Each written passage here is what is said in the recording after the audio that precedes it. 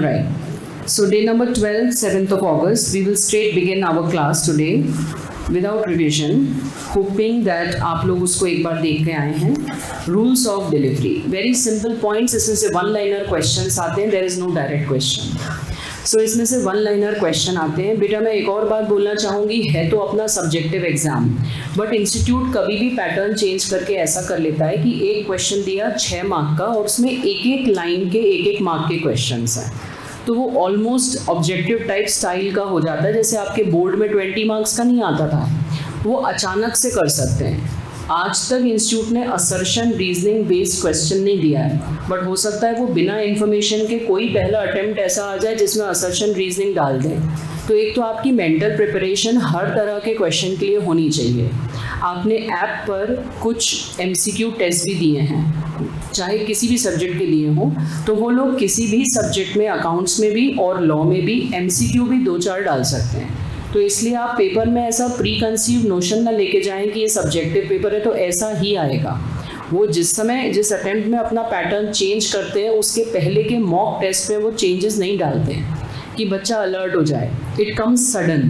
तो इसलिए आप पूरी तरह मेंटली प्रिपेयर्ड रहिए कि format of question can be anything. हमको अगर पता है कि हमारा कॉन्सेप्ट इज़ ऑन पॉइंट, तो हमें को डरने की कोई ज़रूरत नहीं. Clear everyone? ओके. तो रूल्स ऑफ डिलीवरी का मतलब है कि एक व्यक्ति जब दूसरे को सामान देता है तो क्या क्या नियमों का पालन करना है. तो ये स्लाइड मैं आपको भेज चुकी थी. नेवरदलेस आप नहीं लिख पाए हो तो अभी इतना टफ नहीं है, इसलिए आप सुन भी सकते हैं और लिख भी सकते हैं. मैं आपको लिखने के लिए तब रोकती हूँ जब पॉइंट इतना इंपॉर्टेंट हो कि सुनना ज़रूरी हो. तो आप यहाँ पर लिखते जाइए. फर्स्ट पॉइंट, हमेशा बायर को अप्लाई करना होता है फॉर डिलीवरी. जैसे मैंने कहीं से सामान खरीदा तो मुझको सेलर को मेल करके, फ़ोन करके, SMS करके, व्हाट्सएप करके, चिट्ठी लिख के, कुछ भी करके बोलना पड़ेगा मेरे गुड्स दे दीजिए. ये पहला नियम है कि बायर को गुड्स के लिए रिक्वेस्ट करनी पड़ेगी. ये बेसिक नियम है फर्स्ट. तो अदरवाइज कभी कभी ये भी होता है कि हम कॉन्ट्रैक्ट में सेलर लिख देता है कि हम डिलीवर घर तक करेंगे. तो अगर कोई अलग बात तय हुई हो तो बात अलग है. Otherwise it is the buyer's duty to ask for goods. जैसे आप किसी टीवी के शोरूम में गए, आपने जाके टीवी सेलेक्ट कर ली, तो आप ही की ड्यूटी है कि आप टीवी को उठा के घर ले जाओ, अनलेस अदरवाइज डिसाइडेड. कुछ बिजनेसमैन आजकल डोर टू डोर सर्विस देते हैं. हम उनका एक्सेप्शनल केस की बात नहीं कर रहे. हमको अगर किसी किराने की दुकान से सामान लेने जाना है तो हम ही जाते हैं. वो बात अलग है कि कुछ लोग again door to door delivery देने लगे, तो एक्सेप्शनल केस अलग है. नॉर्मल रूल क्या है? Buyer has to apply for delivery. That's the first point you have to write. अब सामान कहाँ डिलीवर करें? तो 2 पॉइंट्स हैं. एक तो डिसाइडेड प्लेस. सपोजिंग अपना APT का एड्रेस यहाँ का है 161/1 Zone 2 MP नगर भोपाल. अब मैंने सपोजिंग कोई रूम के लिए AC ऑर्डर किया, सर्वर रूम के लिए, तो वो जो व्यक्ति AC डिलीवर करने आया, वो जैसे ही MP नगर के चौराहे पे आया, वहाँ पे नगर निगम का बड़ा बड़ा बोर्ड लगा था, MP नगर में आपका स्वागत है, ऐसा लिखा रहता है ना. तो उसने देखा MP नगर और उसने वहीं पर डिलीवर कर दिया और मुझसे बोला मैंने तो छोड़ा है, मैं वहीं पर है MP नगर में. अरे मेरे भाई, तो क्या ये प्रॉपर डिलीवरी हुई? तो डिलीवरी की प्लेस पहली तो है डिसाइडेड प्लेस. वो कुछ भी हो सकती है. हम आजकल कभी भी कुछ ऑनलाइन ऑर्डर करते हैं तो कभी गिफ्टिंग पर्पस से भी करते हैं, तो हम अपने घर के अलावा किसी अन्य व्यक्ति के घर का भी एड्रेस देते हैं कि आप वहाँ ड्रॉप कर दो. हाँ या ना? तो first point is decided place. और कोई डिसाइडेड प्लेस ना हो तो रीजनेबल प्लेस. रीजनेबल प्लेस का मतलब होगा व्यक्ति का घर या ऑफिस. तो सेकेंड पॉइंट लिखिए. प्लेस ऑफ डिलीवरी में एक एडिशनल पॉइंट लिख लीजिए. प्लेस ऑफ डिलीवरी में पहला तो ये लिख लीजिए डिसाइडेड प्लेस. डिसाइडेड प्लेस जो लिख चुका हो पहले से, वो बस एडिशनल कर ले. सेकंड लिखो रीजनेबल प्लेस, डिसाइडेड प्लेस और रीजनेबल प्लेस. और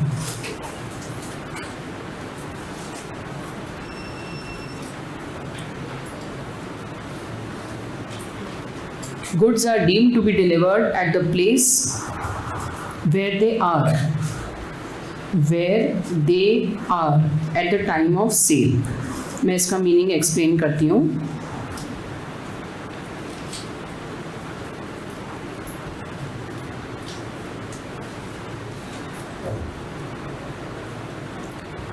प्लेस ऑफ डिलीवरी में फर्स्ट पॉइंट मैंने बोला डिसाइडेड प्लेस, जो तय हुई हो। सेकंड मैंने बोला रीजनेबल प्लेस, अगर कोई प्लेस तय ना हुई हो। और गुड्स माना जाता है कि deem to be delivered at the place where they are at the time of sale. इसका मतलब मैं मॉल में गई, मैंने एक टी शर्ट खरीदी, तो point of sale DB mall था, तो जहाँ पर सेल हुई मान लेंगे वहीं डिलीवरी हो गई। मतलब सेलर की कोई ड्यूटी नहीं है कि वो घर तक पहुँचाए, नॉर्मल केस में ड्यूटी नहीं है। तो इसको आप हिंदी में लिखो। पहला तो आपने लिखा डिसाइडेड प्लेस, दूसरा आपने लिखा रीजनेबल प्लेस, तीसरा आपने लिखा कि आम तौर पर ये माना जाता है कि जहाँ सेल हुई बस गुड्स उसी जगह डिलीवर हो गए। मतलब हम मॉल में गए, हमने एक शर्ट खरीदी, तो खरीदते समय मान लिया गया डिलीवरी हो गई। अब हम ये उससे नहीं कह सकते हैं कि आप मेरे घर तक पहुंचाओ। Exceptions are different. आजकल की कंपटीशन की एरा में सेलर्स घर तक पहुंचाने की सर्विस देने लगे, वो एक एक्सेप्शनल बात है। बट आप अगर किसी किराने की दुकान पे जाके ब्रेड खरीदते हैं तो आपके पैसे देते से ही और ब्रेड हाथ में लेते से ही डिलीवरी हो गई। डिलीवरी कहाँ पर हुई? जहाँ पर सेल हुई। तो क्या 3 पॉइंट हुए डिलीवरी के? पहला पॉइंट क्या है? Decided place, very common sense point. दूसरा पॉइंट क्या है? Reasonable place, another common sense point. तीसरा कि जहाँ पर सेल होती है वहीं मान लिया जाता है कि डिलीवरी हो गई। नेक्स्ट इसी में लिखा है अगर गुड्स अभी एग्जिस्टेंस में नहीं है, मतलब अभी गुड्स मैन्युफैक्चर नहीं हुए हैं और किसी फैक्ट्री में मैन्युफैक्चर हो रहे हैं, तो जहाँ पर वो मैन्युफैक्चर हो रहे हैं बस वहीं मान लिया जाएगा कि that is the place of delivery. इसका मतलब पता है क्या है तुम्हें? इसका मतलब ये है कि अगर मंडीदीप में कोई फैक्ट्री है, हमने उसको वहाँ पर सामान ऑर्डर करा है, हमने कूलर से असेंबल करवाया अपने यहाँ के हिसाब से, बड़ा सारा सा कूलर, तो ये जो फैक्ट्री का गेट है ना, बस वो तो मान लेगा कि आप अगर तय नहीं करोगे तो फैक्ट्री के गेट पे लाके वो रख देगा डिलीवरी हो गई। क्योंकि ड्यूटी किसकी है? अपने सामान की सुरक्षा करना, बायर की। ऑब्वियसली बतौर बेली वो ऐसा नहीं करेगा कि सड़क पे छोड़ दे, बट मैन्युफैक्चरिंग ऑफ गुड्स में ये माना जाएगा कि ऐसी ड्राइंग बना लेना कि फैक्ट्री के गेट पर ही डिलीवरी हो गई। हमारी ड्यूटी है कि जाके मंगाएं, हम लोडिंग ऑटो लेकर जाएं। कमर्शियल वर्ल्ड में आजकल सेलर्स ये सुविधा देने लग गए हैं, बट ये लॉ ने नहीं कहा है। लॉ ने कहा है जहाँ पर गुड्स प्रोड्यूस हुए मान लिया जाएगा वहीं डिलीवरी हो गई। इसका इनडायरेक्ट मतलब है कि बायर की ड्यूटी है कि वो सामान लेकर आए, ऐसा लिख लो।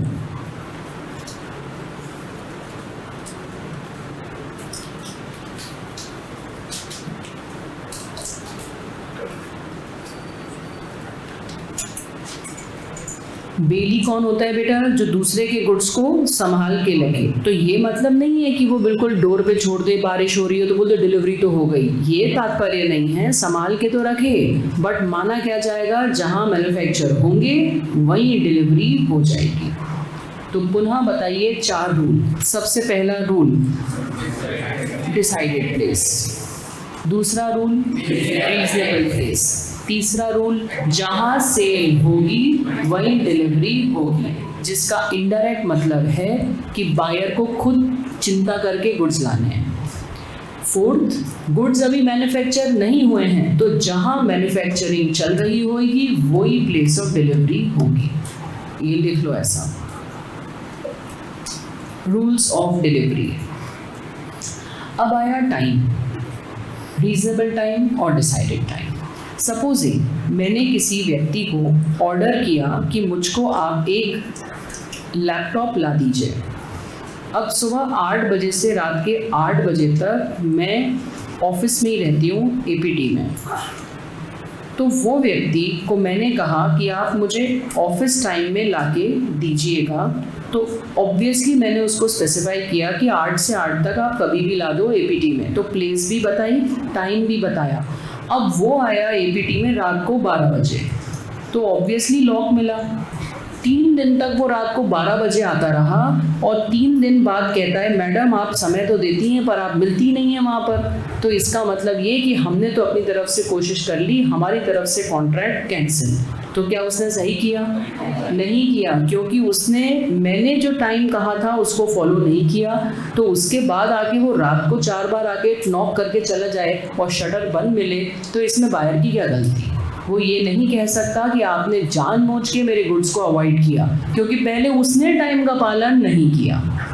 हाँ या ना? इंडियन कॉन्ट्रैक्ट एक्ट में परफॉर्मेंस टॉपिक में आप एक पॉइंट पढ़ते हैं, अटेम्प्टेड परफॉर्मेंस। पढ़ेंगे अभी जिन्होंने नहीं पढ़ा। अटेम्प्टेड परफॉर्मेंस का मतलब होता है कि एक पक्ष अपनी ड्यूटी करने की कोशिश करता है। तो यहाँ पर जनरली सेलर्स क्या करते हैं, औने पौने टाइम पर पहले तो आ जाते हैं और फिर बोलते हैं हमने तो कोशिश कर ली अपनी, तो हमारी तरफ से तो कॉन्ट्रैक्ट हो गया, आप नहीं मिले जगह पर। तो ये गलत है। बायर वो इस तरह का क्लेम नहीं कर सकते हैं, क्योंकि लॉ ने टाइम के बारे में क्या कहा है, या तो डिसाइडेड टाइम या तो रीजनेबल टाइम।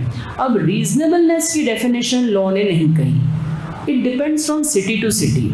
जैसे मुंबई में 9 बजे शार्प ऑफिस स्टार्ट हो जाते हैं अधिकतर, और 6 बजे बंद हो जाते हैं। 9 घंटे की वर्किंग है, 9 से 6, और उसके बाद कोई बड़े से बड़ा व्यक्ति ऑफिस में नहीं रुकता। ज़्यादा रुकना is taken as a sign of your mismanagement, कि आप 9 घंटे में ऑफिस का टाइम मैनेज नहीं कर पाए और 9:01 पे आर्टिकल पहुंचे तो हाफ डे लग जाता है। उस 9:01 पे पहुंचने के लिए उसको 7 बजे अपने स्टेशन पे पहुंचना पड़ता है। I remember my time articleship के बाद, आफ्टर आवर मैरिज, मैं और सर वहाँ पे हमारी practice 5 years we did practice in Mumbai. तो 7:02 पर अगर आप पहुँचो ट्रेन पे, तो ऐसे मधुमक्खी के छत्ते की तरह लोग उस वक्त होते हैं। 7:03 की ट्रेन होती थी। तो इफ़ आई मिस द 7:03 की ट्रेन, तो अब मतलब पूरे 2 घंटे मेरे को ऐसे टंग के ना भीड़ में बिल्कुल खड़े हुए जाना पड़ेगा। बैठने की जगह तो मिलेगी ही नहीं। तो आप अगर नोटिस करो तो जब आपकी आर्टिकलशिप में, आपके ऑफिस के अर्ली ईयर्स में आप बिल्कुल टाइम के इतने पाबंद हो जाते हो ना, तो वो आपके सिस्टम में घुस जाता है, टाइम की पाबंदी। तो आप अगर जितनी लथार्जी से यहाँ चलते हो, मैं देखा 8:09 हो रहा है, लोग चले आ रहे हैं क्लास में। उनके रीजंस हैं कि हमको ट्रैफिक मिला, हमको बस नहीं मिली, पब्लिक ट्रांसपोर्ट नहीं मिला। मुंबई में ये सब नहीं चलता है। आपको क्या नहीं मिला, आप जानो 4 बजे उठ के रवाना हो। तो जो मैं आपको इतना टाइम मैनेजमेंट कूट के आपके अंदर भरना चाहती हूँ कि आप टाइम नोट करो, समय पे आओ, समय पे उठो, समय पे सो, ये सब आपको वहाँ पे ज़रूरत पड़ेगी, क्योंकि आपको जाना तो बड़ी शहरों में ही आर्टिकलशिप करना है। हाँ या ना? वहाँ अपने भोपाल जैसा काम नहीं होता। भोपाल रिटायर्ड लोगों का शहर है भाई। हाँ या ना? तो आपको अपना अर्ली ईयर्स इमेजिन करना चाहिए, मेरे को तो वहीं जाना है। तो जब आप ऐसा थॉट में अपने लेके आते हो, तब ऐसे अहमदाबाद जाओ, दिल्ली जाओ, पुणे जाओ, मुंबई जाओ, हैदराबाद जाओ, बैंगलोर जाओ, आर्टिकलशिप के लिए भोपाल से निकलो, लौट के आ जाना, उसमें कोई दिक्कत नहीं है, पर जाओ तो। हाँ या ना? फिर दूसरे नंबर की बात आती है खर्चा, कि मैम वहाँ जाएंगे तो इतना खर्चा होगा। तो लेट मी टेल यू, अगर आपकी अच्छी जगह आर्टिकलशिप लगी तो आपको 15,000 का स्टाइपेंड मिलेगा। 15,000 का भोपाल में 5,000 मिलता है, वहाँ पे कॉस्ट ऑफ लिविंग ज़्यादा है, तो 15,000 मिलता है, और खर्चा होता है 20,000। तो टेक्निकली आपके पेरेंट्स की जेब से 5 ही हज़ार तो खर्च हुआ। हाँ या ना? और सीए इंटर के बाद आप जाओगे मुंबई, तो जब आप सीए इंटर के बाद जाओगे तो पूरे 9 महीने के इंटर में क्या इतना नहीं कमा पाओगे कि 5,000 की खुद की इनकम कमाना सीखो। हाँ या ना? हाँ या ना? तो भाई ऐसे स्मार्ट बनने की सोचो, ऐसे डब्बू स्टाइल नहीं पढ़ो। अभी सितंबर वालों का पेपर खत्म होगा 14, 16, 18, 20। हाँ या ना? 16, हाँ सॉरी 14 नहीं, 7 से ऊपर नीचे हो गए। 16, 18, 20 और 22, और रिजल्ट आएगा 28 को ऑफ अक्टूबर, दीपावली के आसपास, राइट? 1 महीना 10 दिन, 1 महीना 5 दिन ऐसा। 1 नवंबर से वो इंटर पढ़ेंगे। 1 नवंबर से अगले सितंबर में उनका इंटर का एग्ज़ाम होगा। इंटर का एग्ज़ाम का रिजल्ट कब आएगा? फिर से 1 नवंबर को।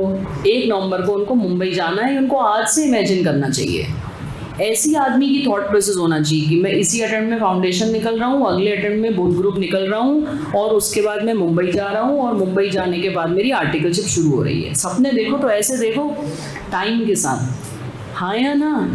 जब आप टाइम के साथ सपने देखते हैं ना तो आप उसको पूरा करने में प्रयासरत होते हैं, फिर आपको कुछ भी दिखाई नहीं देता, आजू बाजू थकावट ये सब कुछ नहीं होता है। तो what I was telling you is कि बॉम्बे में टाइम की इतनी मारामारी है, इतनी भीड़ है, हर व्यक्ति वहाँ से पहुँचता ही जा रहा है, पूरे इंडिया से सब लोगों को लगता है वहीं जाना है। और एक्चुअली भी आपको अपने आर्टिकलशिप के समय वहाँ, यहाँ ऐसा नहीं है कि यहाँ रुकेंगे तो कुछ लूज़ करेंगे भोपाल में, बट अगर मौका है तो कोशिश करना चाहिए।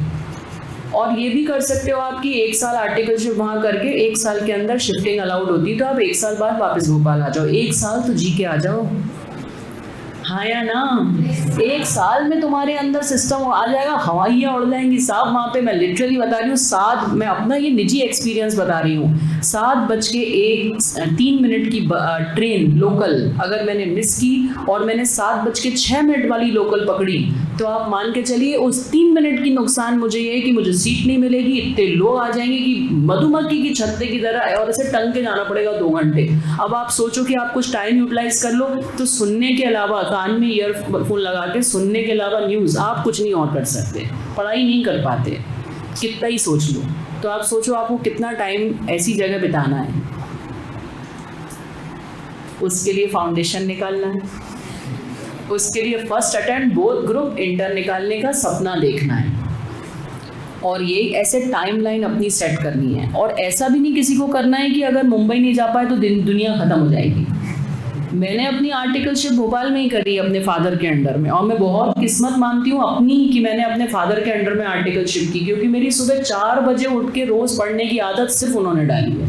वो खुद भी ईश्वर की कृपा से आज 83 ईयर्स की एज में ऑफिस पहुँचते हैं, कोई आर्टिकल आए चाहे नहीं, वो 9 बजे ऑफिस में मिलेंगे आपको। उन्होंने भोपाल में मुंबई बना रखा है, और 4 बजे उठना ही पड़ेगा आपको घर में, और पढ़ने बैठना ही पड़ेगा। आज की डेट में भी वो 2 घंटे पढ़ते हैं सुबह। आप सोचो अब क्या पढ़ते हैं आदमी, इतना तो पढ़ लिया।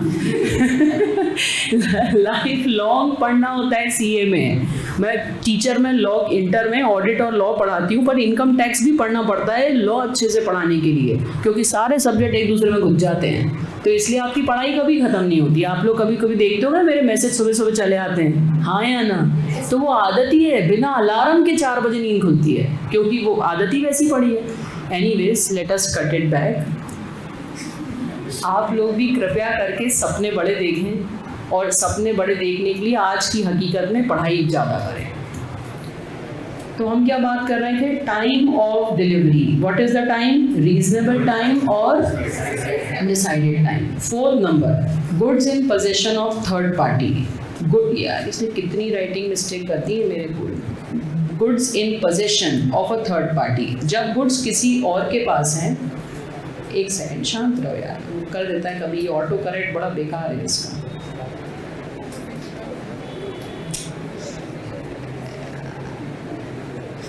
चलो चलो चलो चलो इधर दिमाग, कहीं के कहीं करती है उसने। Goods in possession of a third party. अरे भाई सोती हूँ मैं, 10 से 4-6 घंटे सोती हूँ आराम से रोज।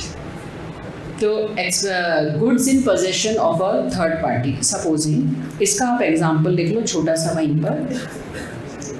ए ने, वही डायग्राम बना के, डायग्राम कोने में लिख लो।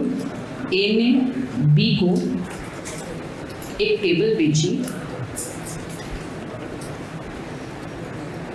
और टेबल जो थी वो रखी हुई थी, सी जो है उसके पास एक गोडाउन था जहाँ पर ए का सामान रखा रहता था।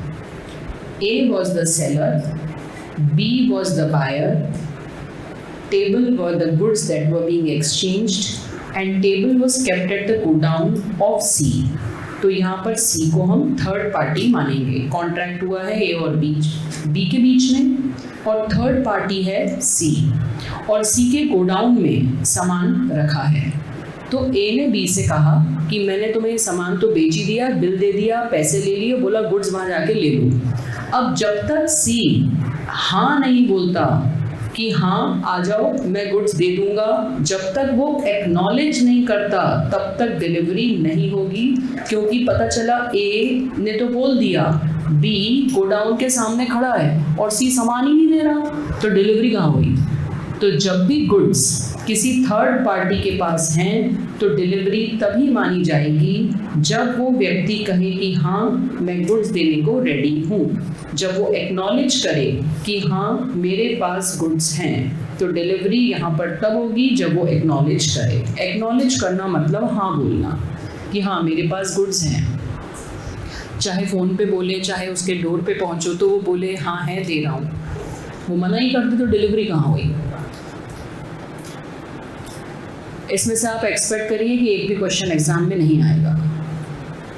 ये हमारे सिर्फ सेंस के डेवलपमेंट के एरिया है।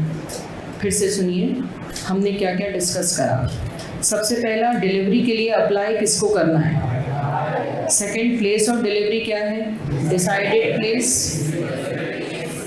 Reasonable place. Third, the place where the sale takes place, and fourth, place where goods will be manufactured. Is that clear. इन सबका इम्प्लाइड इनडायरेक्ट मतलब है कि बायर को ही जाके गुड्स के लिए बोलना पड़ेगा, मैन्युफैक्चरर तो बना के वहाँ पे रख देगा। इसके बाद टाइम, पहला क्या रूल पढ़ा आपने, डिसाइडेड टाइम, नहीं डिसाइड हो पाया हो तो रीजनेबल टाइम, और रीजनेबल टाइम हर सिटी के अनुसार ऑफिस टाइम अलग होता है, तो उसी से अपनी बात चल निकली थी कि मुंबई में 9 से 6 होता है, भोपाल में 11 से 8 होता है। Is that clear. भोपाल सोते हुए लोगों का शहर है। उसके बाद goods in possession of third party, जब भी एक व्यक्ति दूसरे को गुड्स बेचता है और वो गुड्स किसी थर्ड पार्टी के पास होते हैं तो डिलीवरी तभी मानी जाती है जब थर्ड पार्टी बोले हाँ मेरे पास है मैं दे रहा हूँ। ओके, 5th पॉइंट पे लिखिए डिलीवरी का खर्चा। डिलीवरी का खर्चा, इसमें आप 2 बातें याद रखिए। 5th वाले पॉइंट को 2 बातें याद रखिए। सेलर की ड्यूटी है गुड्स को डिलीवरेबल स्टेट में लाना। लिखो इसको, डिलीवरेबल स्टेट मतलब देने की हालत तक लाने की ड्यूटी किसकी है, सेलर की। डिलीवरेबल स्टेट में लाना गुड्स को, ये ड्यूटी सेलर की है। और एक बार गुड्स डिलीवरेबल स्टेट में आ गए तो रास्ते के खर्चे की ड्यूटी बायर की है। अब ये बात कहना तो आसान है बट आजकल ये नियम बिल्कुल बदल गए।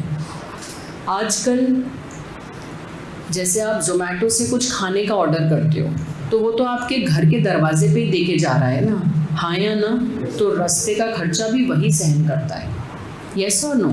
आप ब्लिंकिट से कुछ मंगवाते हो तो वो आपसे डिलीवरी चार्ज लेता है, वो बात अलग है, बट रास्ते का कितना ही खर्चा हो डिलीवरी चार्ज तो बार बार थोड़ी चेंज करते हैं, वो तो फिक्स है, हाँ या ना।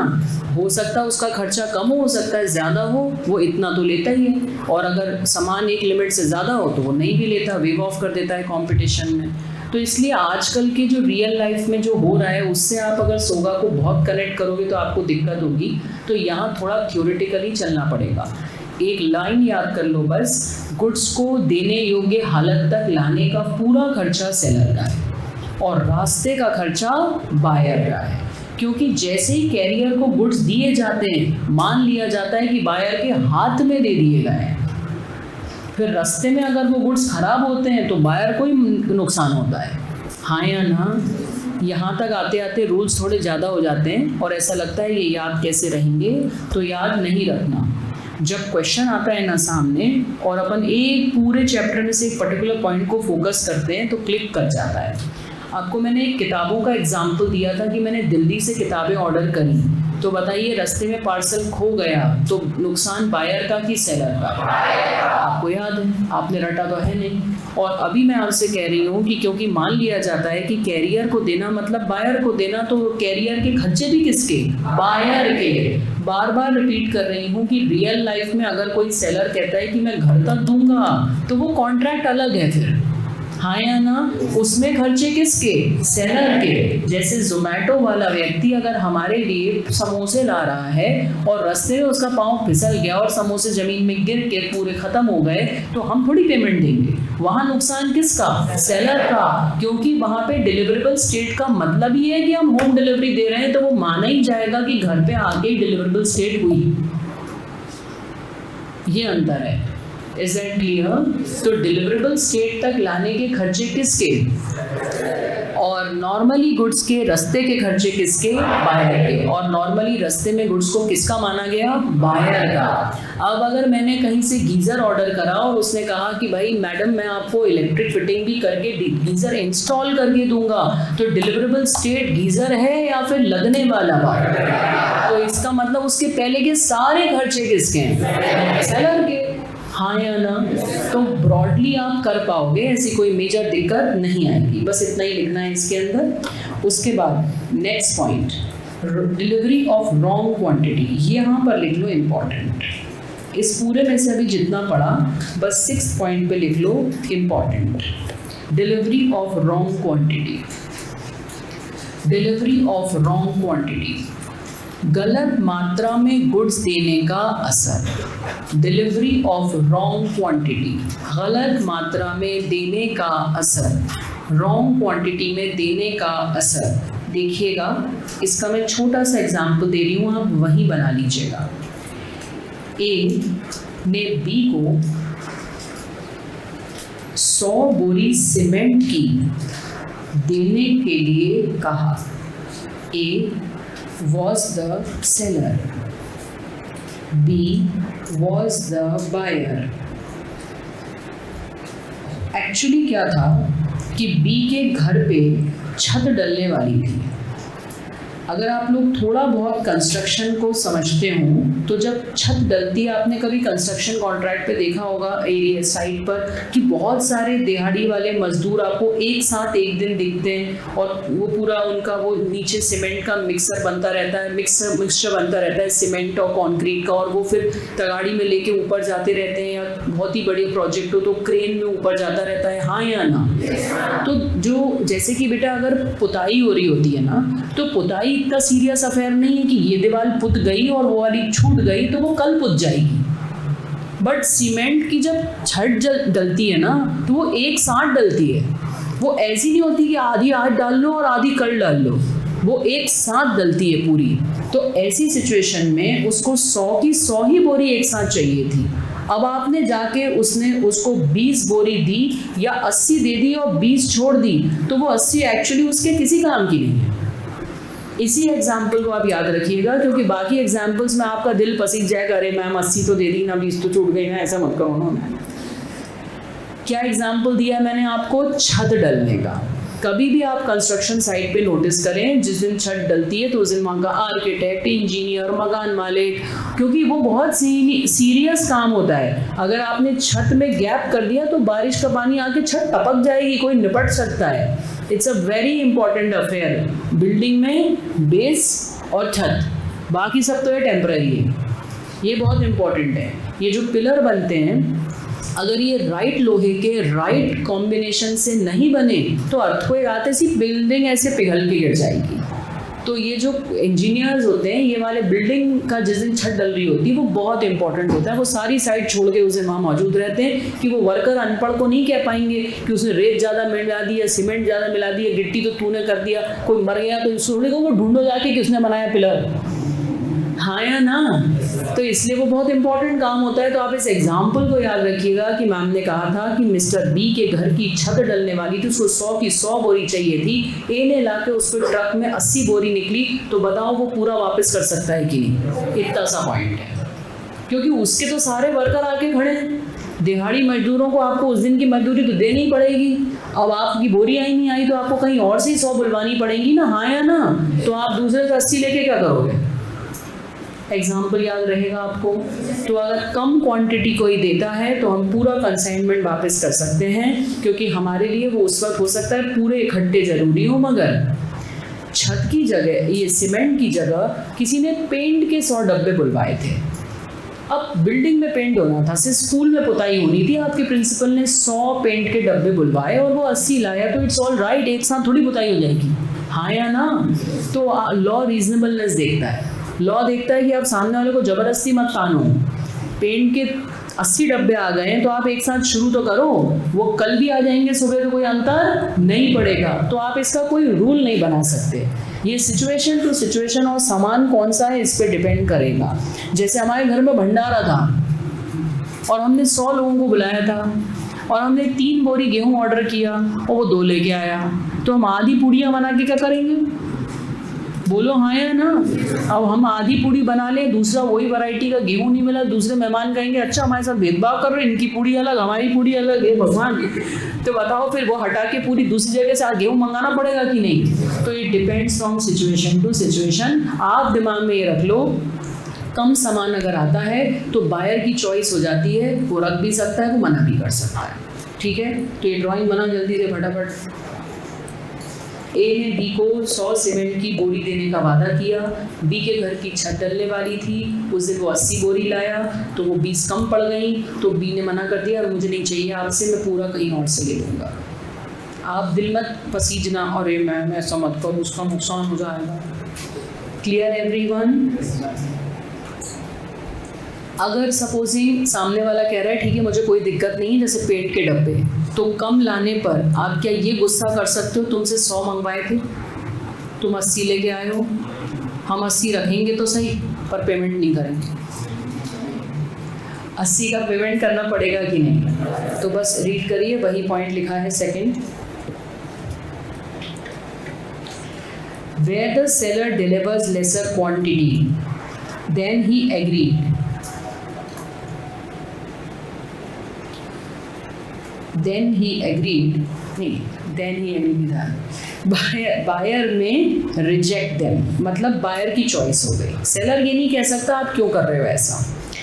But if buyer accepts the lesser quantity he has to pay the contract rate. आप ये नहीं कर सकते कि आप कम लाए हो, इस गुस्से में मैं पेमेंट ही नहीं करूँगा, ऐसे थोड़ी करेगा।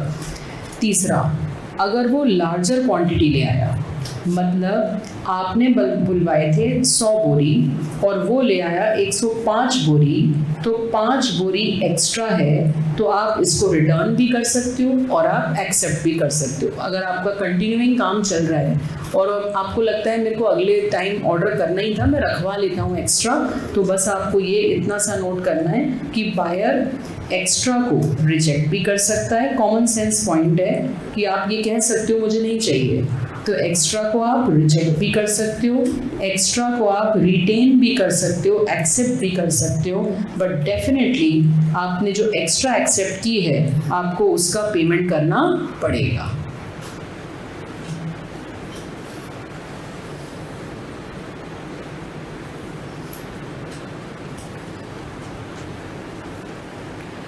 बेटा यश तुमने बोला कि मैम सेलर कहता है मैं 20 बोरी बाद में दे दूंगा, तो देखो इसीलिए लॉ ने इस पर इतने स्ट्रिक्ट रूल नहीं बनाए, ये बायर और सेलर के म्यूचुअल कंसेंट पर है। अगर आप, हो सकता है आपने बोली तो थी कि मुझे 100 बोरी सीमेंट चाहिए, बट आपकी छत का काम 3 दिन बाद होने वाला था, आप सिर्फ स्टोर करके रखवा रहे थे, तो यू माइट से कि ठीक है कल देना बची हुई 20। तो it just depends on the buyer and seller, but हावी नहीं हो सकता सेलर, क्योंकि एट द फर्स्ट प्लेस वो गलत तो लाया है। All right, then larger quantity में हमने क्या लिखा, आप एक्स्ट्रा वापस भी कर सकते हो और एक्स्ट्रा रख भी सकते हो, रखोगे तो पैसे देने पड़ेंगे, वेरी ऑब्वियसली। 7th पॉइंट आप ऑलरेडी पढ़ चुके हो, डिलीवरी टू कैरियर माना जाता है इज डिलीवरी टू बायर। ये लाइन का इनडायरेक्ट मतलब क्या है, रास्ते का लॉस, बस ये इसका मतलब है। और again and again and again and again subject to condition है। ये बात जोमेटो और होम डिलीवरी देने वाले कंपनीज पे एप्लीकेबल नहीं है। रास्ते में सामान का नुकसान हो गया, डिटीरियोरेशन ड्यूरिंग ट्रांजिट, किसका नुकसान होगा, बायर। ये रूल्स इतने ज़्यादा बेटा सिचुएशन बेस्ड हैं कि आप एकदम 100% कोई एग्जाम्पल नहीं दे सकते। जैसे मैंने तुम्हें इस 8th वाले पॉइंट का ही मैं एक एग्जाम्पल तुम्हें दे चुकी हूँ कि मैंने दिल्ली से बुक्स बुलवाई थी, दिल्ली से कोरियर में या पोस्ट के थ्रू मेरी बुक्स आ रही थी और वो उनमें डैमेज हो गया, बारिश के पानी में थोड़ा पानी अंदर चला गया, तो बायर का नुकसान होगा या सेलर का? ये एक एग्जाम्पल हुआ। पर अब मैं तुम्हें एक ऐसा एग्जाम्पल बता रही हूँ जिसमें उल्टी बात है। एक व्यक्ति हैं मिस्टर ए, वो हैं सेलर, उन्होंने बायर को बोला मैं आपको ट्रक में 1000 बोरी या 500 बोरी सीमेंट की भिजवा रहा हूँ। पीक बारिश का सीजन था, पन्नी से कवर करके भी सीमेंट में पानी भरने से नहीं रोक पाता, अच्छा खासा उसको पूरा पैकिंग करके और अच्छे से बारिश में ट्रक आते जाते ही हैं, बट बहुत बहुत अच्छी पैकिंग करके वो लोग आगे जाते हैं सामान लेके। तो सेलर ने अच्छी क्वालिटी की सीमेंट भेजी बट पैकिंग नहीं करी, ओपन ट्रक भेज दिया। बारिश आ गई रास्ते में, ट्रैफिक में खड़ा होना पड़ा उसको, ट्रक वाले को। तो जो पानी सीमेंट पे पड़ा तो सीमेंट घर पहुंचने के पहले ही स्टोन हो गई। क्या बायर रिजेक्ट कर सकता है? आप ये नहीं कह सकते कि बायर, रास्ते का लॉस बायर का होता है, क्योंकि बतौर बेली इसको जितना संभाल के गुड्स भेजने चाहिए थे वो उसने नहीं भेजे, तो एग्जाम्पल चेंज हो गया। इसलिए एग्जाम्पल टू एग्जाम्पल्स होगा में थोड़ा सा देखना पड़ता है, इसलिए क्वेश्चन आंसर करके इसके जाना बहुत ज़रूरी है। कोई भी रूल बनाओ उसमें कहीं से कुछ पेच निकल आता है। लिखो इस एग्जाम्पल को ड्राइंग के साथ।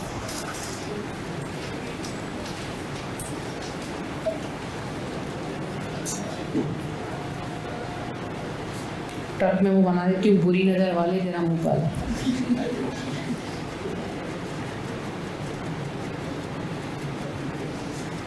हाँ बेटा,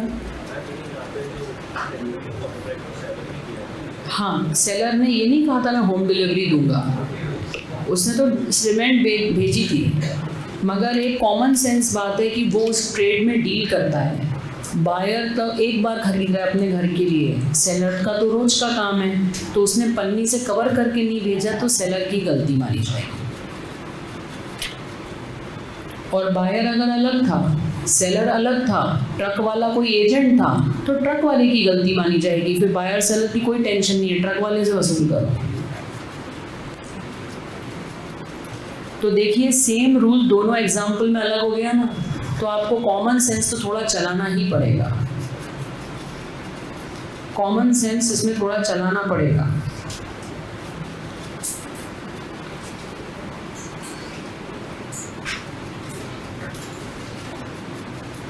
इसमें आप वो वाला पॉइंट भी जोड़ सकते हो कि गुड्स मर्केंटेबल ही नहीं बचे, बेचने योग्य नहीं बचे। आपको गुड्स मर्केंटेबल ही नहीं बचे, सेलर को लॉस बेयर करना पड़ेगा, क्योंकि उससे गलती ये हुई कि उसने प्रॉपर सिक्योर्ड पैकेजिंग नहीं करी।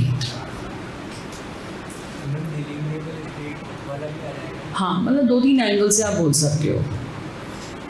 अगर सेलर ने कहा था मैं होम डिलीवरी दूंगा तो वैसे ही सेलर को मरना है।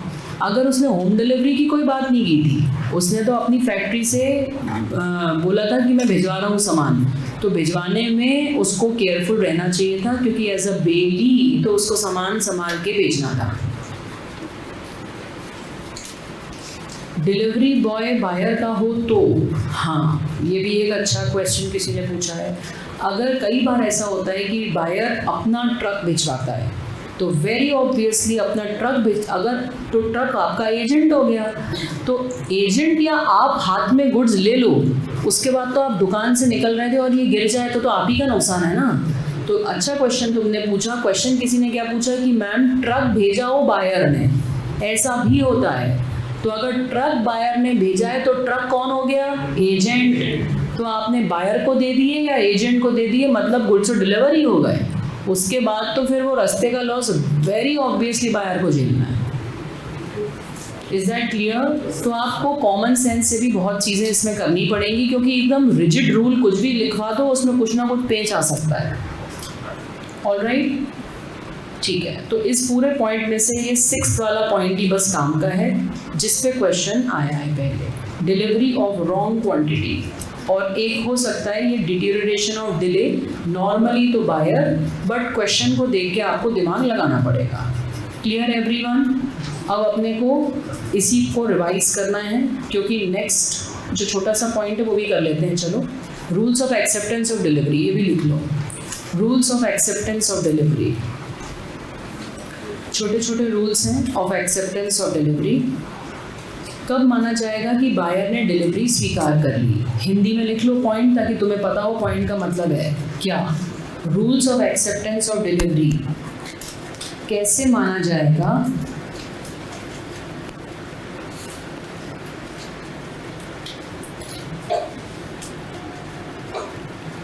दैट बायर ने गुड्स स्वीकार कर लिए।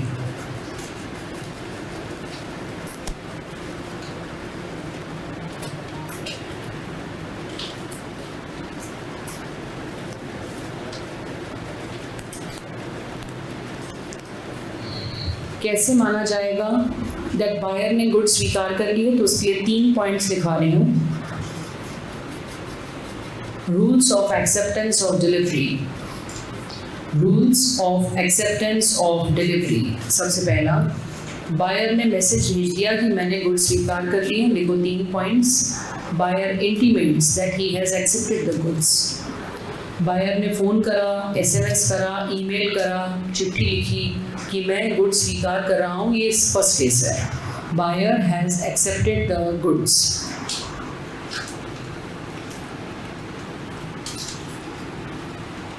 बायर ने गुड्स को स्वीकार कर लिया, कैसे पता चलेगा? वो हाँ बोल दे। सेकंड, वो कोई ऐसा काम कर ले जो ओनर ही करता है। ये आपने गुड्स सेंड ऑन अप्रूवल में भी पढ़ा था ना, ऑलमोस्ट सेम पॉइंट है कि buyer does any act showing his ownership. Buyer ने कोई ऐसा कार्य कर लिया जिससे उसकी ओनरशिप स्थापित होती है, जैसे गिफ्ट दे देना आगे।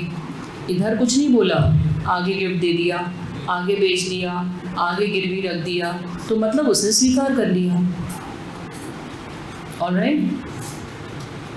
और तीसरा, कुछ कहा भी नहीं और रीजनेबल टाइम के बाद तक उसके पास गुड्स रखे रह गए, तो भी हम मान लेंगे कि चाहे गुड्स ऑन अप्रूवल वाला केस हो या ना हो, अगर आपको नहीं ठीक लग रहे थे तो आपको तुरंत एक्शन में आके वापस करना था। आप कोई बोल ही नहीं रहे, 2 महीने बाद बोलते हो अरे मेरे को रखने थोड़ी थे, वो तो पड़े रह गए, ऐसे नहीं हो पाएगा।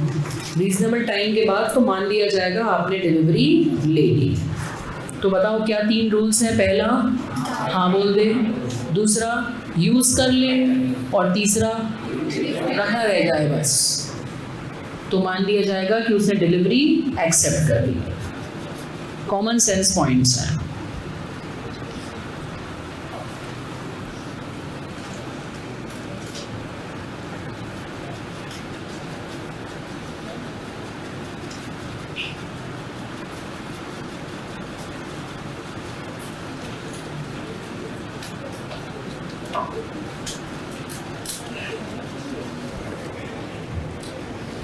एक और point, last point of the unit. What happens when buyer does not accept the goods? What happens when the buyer does not accept the goods? Section 44. Section याद करने की ज़रूरत नहीं है। बायर गुड्स एक्सेप्ट नहीं कर रहा, जैसे आप लिख लो पहले, What happens when buyer does not accept the goods?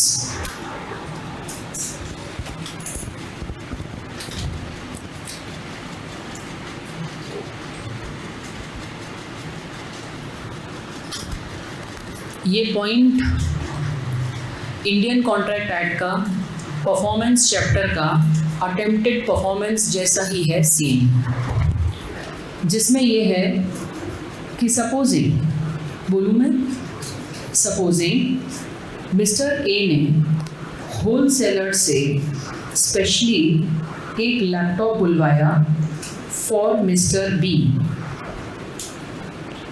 HCL का लैपटॉप था। होलसेलर ने बोला, ये है मिस्टर ए, ये है मिस्टर बी। होलसेलर ने बोला भाई एडवांस भेजो तभी सामान भेजूंगा। तो मिस्टर ए ने 5,000 का एडवांस दे दिया था इसके लिए। अब जब उन्होंने मिस्टर बी के घर पर वो भेजा तो बी ने रिजेक्ट कर दिया। तो क्या सेलर कॉन्ट्रैक्ट के ब्रीच के लिए बायर से डैमेजेस ले सकता है? हाँ, ले सकता है। सीधी सी बात है, आप कुछ ऑर्डर करो, आपके लिए सामने वाला आगे ऑर्डर कर दे तो उसका कुछ खर्चा हो जाए, वो तो आप ही की वजह से हुआ है ना। अब आपको नहीं खरीदना, आपका मन बदल गया, वो हो सकता है आपको सामान नहीं खरीदना है, पर हर्जाना तो देना ही पड़ेगा। ये इंडियन कॉन्ट्रैक्ट एक्ट में भी पढ़ चुके हैं अपन। तो ए एज अ सेलर ये कह सकता है इस कॉन्ट्रैक्ट में मेरा 3,000 रुपये का मुनाफा था, आपको सामान नहीं खरीदना, मत खरीदो, मेरे को 3,000 रुपये तो चाहिए। बस ये लिख लो एग्जाम्पल कि अगर बायर गुड्स को रिजेक्ट करता है तो उसको हर्जाना देना पड़ेगा सेलर को, क्योंकि कॉन्ट्रैक्ट तोड़ना तो चाहता ही नहीं ना लॉ की लोग कॉन्ट्रैक्ट तोड़े। आपको समय रहते मना करना चाहिए। जैसे आपने अभी ऑर्डर किया और आपको सुबह सुबह अगले दिन लगा मुझे नहीं चाहिए, तो आपको इमीडिएट एक्शन लेना चाहिए। ये नहीं कि आप आराम से सोच रहे हो, आराम से बता रहे हो, तब तक सामने वाले ने गुड्स मंगा लिए और अब आप ले ही नहीं रहे हो, तो फिर आपको जो भी उसका लॉस होगा। ये तो मैंने एग्जाम्पल में 3,000 बोला, वो और भी बोल सकता था कि भैया मेरा तो तुमने बताया नहीं, 15 दिन तक वो जो HCL का लैपटॉप है वो मार्केट में ही नहीं चल रहा, उसका वही चेंज हो गया मॉडल। तो ऐसा अगर होगा तो और भी पैसे मांग सकता है वो। नहीं, ये ऑर्डिनरी डैमेज ही होगा बेटा, ऑर्डिनरी, इसमें स्पेशल डैमेज का केस नहीं है ये। वो एक अलग बात है। इस एग्जाम्पल चलो 5,000 छोड़ दो, यहाँ पे मत दिमाग लगाओ। 5,000 वो तो वापस हो जाता है ना, होलसेलर रिटेलर में सामान नहीं लेते हैं तो कुछ पैसे काट के वापस दे देते हैं। इसका एक और एग्जाम्पल देती हूँ मैं। ये एक बार जब ये कोर्ट, वहाँ पहले ये sale of goods act inter में था 8-10 साल पहले, छोटा सा पॉइंट उन्होंने पूछा था, देखना ध्यान से सुनना। ए ने ट्रेन से कुछ सामान भिजवाया, काफ़ी सारा कंसाइनमेंट भिजवाया। ये जो कंसाइनमेंट है ये रेलवे स्टेशन पे पहुंच गया। बेटा रेलवे स्टेशन पे जब भी कोई चीज़ आके रखा जाती है ना तो उसका पर मिनट चार्ज लगने लगता है। रेलवे स्टेशन पे ऐसे हर कोई अपना सामान रखता चला जाएगा तो पूरे भर जाएगा, देश में जनसंख्या कितनी है, हाँ या ना। तो रेलवे स्टेशन पे ए ने बी को सामान भिजवा दिया और भोपाल स्टेशन पे वो सामान आ गया और 1,000 रुपीज़ पर डे का चार्ज लगने लगा और बी हाँ ही नहीं बोल रहा है, सामान ही नहीं ले रहा है। 15 दिन बाद मैटर सॉर्ट हुआ और बी ने बोला कि मैं, मतलब 15 दिन तक तो बी ट्रेस ही नहीं हो रहा था, कहाँ है वो पता नहीं, सामान ले भी नहीं रहा, फ़ोन उठा भी नहीं रहा, जवाब दे भी नहीं रहा। और 15 दिन बाद जाके कंसाइनमेंट का मतलब लॉट, कंसाइनमेंट का मतलब लॉट, बल्क में सामान देते हैं ना भाई। तो ए ने बी को कुछ सामान भेजा जो बी ने ही ऑर्डर किया था। जब वो भोपाल स्टेशन पहुंच गया सामान, रेलवे से ट्रेन तो आगे चली गई, सामान उतार के मालगाड़ी, अब भोपाल स्टेशन पे रखा है वो सामान और 1,000 रुपीज़ पर डे का चार्ज चढ़ता जा रहा है उसके ऊपर से। तो 15 दिन बाद बी ट्रेस हुआ कि वो मना कर रहा है अब मुझको नहीं लेना, तो ये 15,000 रुपये जो उसकी कस्टडी में लग गए ये भी कौन देगा? उसका जो प्रॉफिट का लॉस हुआ, प्रॉफिट जो हो सकता था और नहीं हुआ ए का, वो भी, और 15,000 भी, ये दोनों कौन देगा? बी। तो बस लिख लो इसको।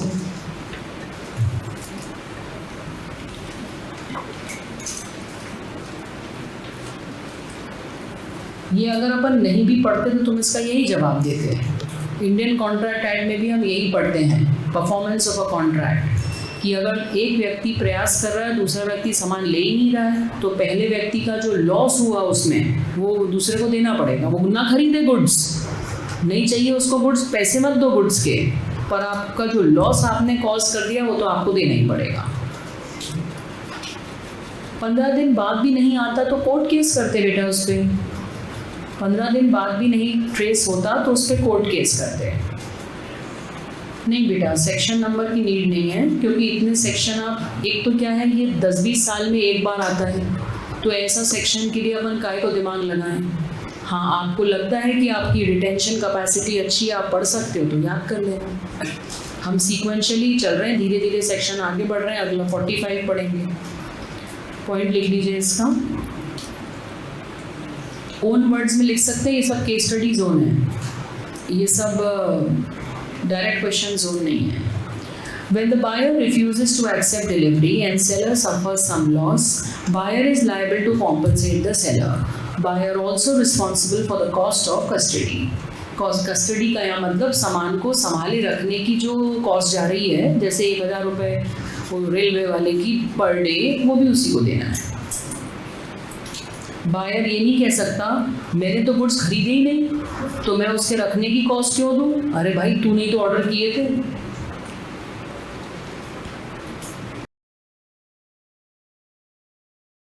इसी तरह के इन्फॉर्मेटिव वीडियोस देखने के लिए हमारे चैनल को सब्सक्राइब करें और लेटेस्ट वीडियोस को सबसे पहले देखने के लिए बेल आइकॉन को हिट करें। साथ ही लाइक और शेयर करना ना भूलें।